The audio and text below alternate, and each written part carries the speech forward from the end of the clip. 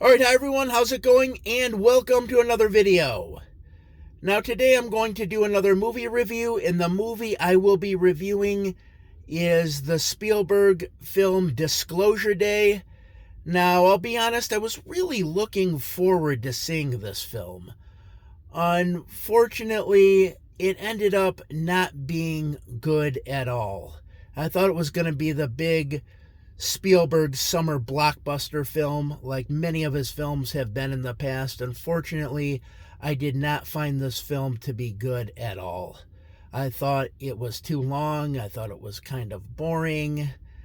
And in some ways, I could say I thought it was kind of dated, because I will say this, I do feel that if this film came out in the 80s, I think it would have worked a lot better than it did today, just because people's perception of extraterrestrials is a bit different now than it was back in the 80s. And I feel that if they did this kind of film back then, it would have worked better. However, I didn't feel it worked well at all. There will be spoilers in this video, so spoiler alert. But I want to start out by talking about the film. So the film starts out, you have this character by the name of Daniel. Daniel works for this government agency called Wardex, and he ends up taking some files, and he kind of just goes rogue. He takes these files, they're files of extraterrestrials, and he takes these files and he wants to bring them to a news station, and he wants to have this big public reveal of these files.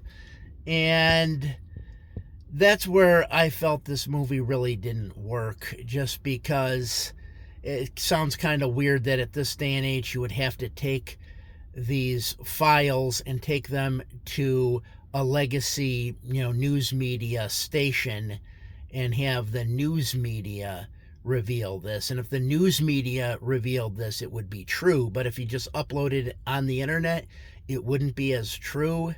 And I feel, well, that's what a lot of people, myself included, did not like about this. I guess I just think that maybe at one time people were more trusting in the media. Now, who's to say that if someone brought some files to the news media, who's to say that they would be true? So, yeah, I kind of wondered, well, why didn't he just upload all this stuff onto the internet? Would have been a lot easier. He wouldn't have had to go through all those chases, and that's what happens here. There's also this other character, Margaret, played by Emily Blunt, and she sees this cardinal, and when she sees this cardinal, it triggers this response in her.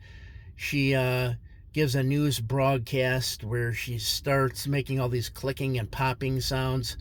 Earlier than that, she had another moment where she started speaking Russian, even though she had never spoke Russian before. So you have this Daniel and this Margaret end up like teaming up, and they're trying to get to the radio station for this big reveal, but there's these Wardex agents after them. They're kind of like the Men in Black in some ways, but they really don't come off as being very intelligent, because there's a lot of scenes in this film like this, where they drive to this cliff, where Daniel and Margaret drive to this cliff with the agents chasing after them. They put a rock on the gas pedal, the car goes over the cliff, and they just hide in some bushes right nearby, and these agents don't see them. There's a number of scenes like that throughout this film that, I just didn't think were very good. There was a train scene where a train drags their car. I thought that was kind of suspenseful, but that was really about it. Most of the car chase scenes, I don't know, I didn't really care a whole lot for, and that's a shame, because Spielberg is good at doing car chase scenes. If you've ever seen the second movie he did, the first movie he did that got a theatrical release was the Sugarland Express. that has some good car chases in it. And, of course, Raiders of the Lost Ark has some famous chase scenes in it as well. But they just didn't really seem to land in this film. And anyway, so the movie kind of drags on. There's this main bad guy who works for Wardex, a character by the name of Noah. He has some kind of alien device. I guess he could use this device to have all kinds of extrasensory powers and abilities, like, I guess, like astral projection and ESP. I think maybe telekinesis, all kinds of things. He could see into people's minds. I believe he could even possess people. So this alien device gives him all these abilities. And I guess it somewhat raises the question and sort of ties into the religious aspect of the movie, where Spielberg, I think, was trying to show that maybe a lot of the miracles of the past were actually done and performed with these alien-like devices. And I do want to say something about the whole religious aspect of this film, because there is, and Spielberg has it, that the disclosure day and the truth about extraterrestrials being revealed to the public would fundamentally change religion. And he says because it would fundamentally change people's religion, because then maybe it would be like what they thought were gods were actually in fact extraterrestrials. And I don't know, what I thought was kind of weird with that was, okay, if these extraterrestrials are gods and they are, godlike, then why are they being held captive? Why are they being held captive by humans if they're gods? It's like you kind of can't have both. You can't have them being held captive by humans and under the power of humans, and at the same time be gods. So I didn't feel like that really worked very well. Ultimately, I should say, the characters, well, then there's another scene where it's revealed that the Daniel character and the Margaret character knew each other when they were kids, because they were both abducted at the same time, and they had these stone-like objects put on their heads that gave them these abilities and powers, and maybe that has something to do with why they're meeting again, that whole thing. When they were kids, they didn't actually see extraterrestrials in the beginning. What they saw were, in fact, these animals, like a fox, a deer, and the CGI in this movie is really bad. It's not good. It's definitely that, and the word uncanny valley is sometimes used. There's definitely that kind of uncanny valley thing going on here. We're just, the CGI is just not good at all in this film. And even the aliens, and I've heard the aliens referred to as Windows XP aliens, because the CGI with them wasn't good either, but more on that in a minute. But anyways, so you have that whole scene. It's revealed that these animals they're seeing were actually extraterrestrials, and eventually they do make it to the station. There is this reveal where they show footage. Now, some of the footage that they show, that they made for this film, I should add, is of Richard Nixon showing Jackie Gleason some alien bodies. And I was surprised they included that, because I have heard that story. In the early 70s, Jackie Gleason, who would frequently golf with Richard Nixon, apparently told Richard Nixon that he was really interested in extraterrestrials. So allegedly what then happened was Richard Nixon took him to an Air Force base and showed him the bodies of extraterrestrials. Now, when Jackie Gleason was then going home to his wife, I guess to explain why he was so late, he said that Richard Nixon had shown him these extraterrestrials. Whether that was true or not, I don't know. That kind of sounds like something Ralph Cramden would have done, right? But who knows? But I did hear that story. I have heard that before, and I was surprised they included that in this film because I didn't know how well known that was. I was surprised to see that. Finally, they show, I guess, another rogue agent wheels out an alien. I thought for a second that the alien that they have captive was going to be E.T. I think it would have been funny if it was. I know other people felt that way too, that if the alien turned out to be E.T., that would have been kind of funny. But that didn't happen. It was an alien. The alien appeared to be very old. Like I said, it did not look good. It was bad CGI, kind of like a Windows XP alien. Just wasn't good looking. It did look like what you think of when you think of an alien, in terms of like a gray alien. I know I was kind of hoping for some big reveal. I know in Close Encounters of the Third Kind, there's that real big epic scene at the end where the people finally have a close encounter of the third kind and they see the extraterrestrial.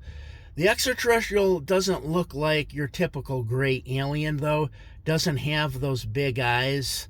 My understanding is that image came earlier, although they do say that Betty and Barney Hill were the first people to describe a gray alien. I don't recall them describing those big black eyes, though.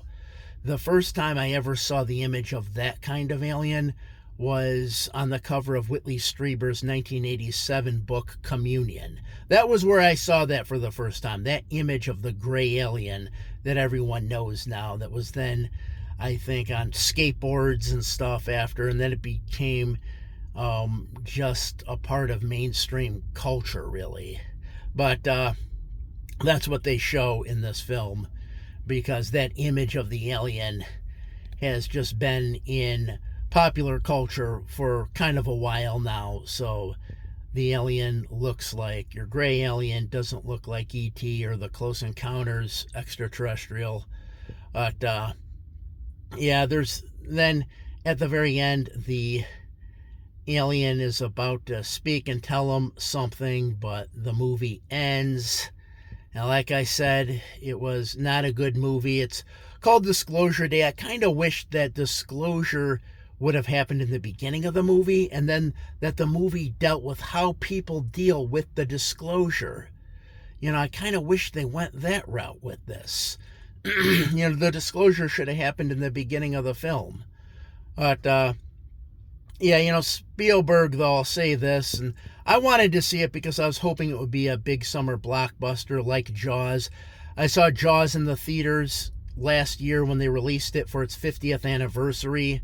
I thought it was great. I mean, Steven Spielberg did one of the rare things with Jaws that most filmmakers are never able to do, and that's the fact that he actually made Jaws, the movie, better than Jaws, the book. That's hard to do. The book is usually better, but in the case of Jaws, no, Jaws is better than the book. Most people would agree with that.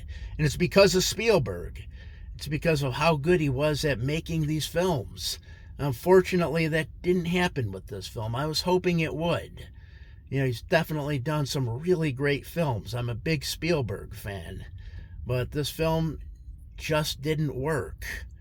I wish I could say better things about it. I wanted to like it.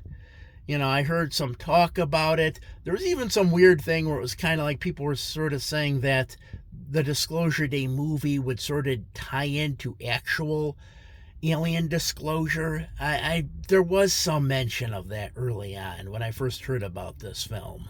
But, yeah, so, that's what I thought about it. I really wanted to like it. Like I said, though, I do think if it came out in the 80s, this film would have worked a lot more, and I think I would have liked it more, but times have just changed. There's been a lot of things on extraterrestrials and UFOs, and just all kinds of things on the internet and YouTube. If you want to find out about extraterrestrials and whatnot, you could probably go down 10 different rabbit holes really quickly in no time at all. When Close Encounters of the Third Kind came out, or when E.T. came out, that just was not the case. You couldn't do that kind of thing. So maybe, I don't know, the big reveal at the end of those films hit a lot harder. It was a lot more almost like magical in a way. But I don't know. Like I said, I wanted to like this film. It does have music in it by John Williams, so that at least makes it good. I mean, John Williams is pretty old right now, so this very well could be the last film he ever scores. Who knows? But it did have good music to it, what you would expect from a John Williams film score. But anyways, yeah, that's my review on Disclosure Day. Like I said, I did not like this film. But if you watch this video, as always, I thank you for watching. Have a good night.